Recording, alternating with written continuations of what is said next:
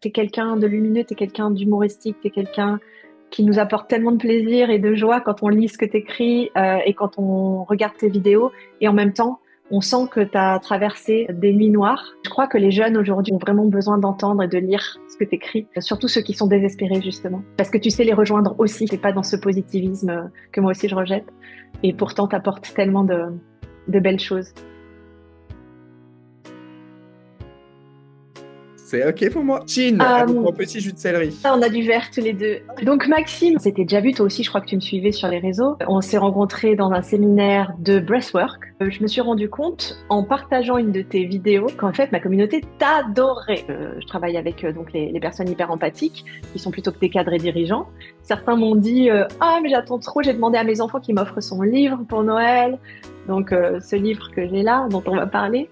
L'humour et l'art, ce que tu manies à merveille, je trouve, eh bien, en fait, tu touches les cœurs à un endroit encore plus direct. On est en train de discuter, de faire un atelier. Donc, on n'a pas encore choisi le thème, on est en train d'en discuter avec Maxime, mais il vous apportera beaucoup de valeur dans cet atelier et j'ai hâte qu'on l'organise. Et donc pour moi, l'humour, c'est de l'amour. Et effectivement, on a besoin que l'autre ouvre son cœur pour comprendre ce qui ne peut pas être compris par les mots. Je pense que vivre, c'est guérir. Donc avec ce CPU justement qui essaie de vulgariser certains principes psychologiques d'une manière humoristique, tout simplement parce que c'est moins frontal aussi pour les gens, l'humour. Ils se sentent moins invectivés par un petit jeune de 28 ans qui débarque. Bon, déjà, on se prend un petit uppercut avec la BD, on rigole. Ensuite, on vient chercher le poème qui nous prend à un autre espace, à un autre endroit. Et derrière, on est cimenté par la lecture, etc. Et j'ai l'impression que, hop, le corps, il est un peu obligé d'être saisi par un truc de oh, ok, ok, bon, ben voilà. C'est cette pluralité d'approche qui me permet de trouver de la résilience, parce que de l'humour, c'est sympa, mais parfois, le standardiste, il va pas assez porter la souffrance et légitimer la souffrance. On est là, oh, ma petite pimprenelle, tu comprends bien que les autres ne sont pas comme...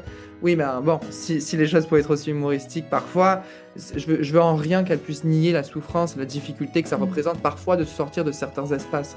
Quand on se retrouve face aux gens qui nous donnent des compliments, etc., j'étais en mode oh là là, c'est compliqué. Moi, je me cachais beaucoup derrière les réseaux sociaux. Et voilà. Et du coup, je crois que ce livre, il a permis à mon corps de, de pouvoir trouver de la justesse, de la justice aussi, je dirais. C'est ce qui peut vraiment suffire pour certaines personnes de se sentir tellement accueillies, portées et vues pour ce qu'elles sont, que ça crée cette délivrance finalement. Et j'essaie de homéostasiser tout ça, de le rendre plus vivable avec juste la réunion de toutes ces parts, comme ça peut être.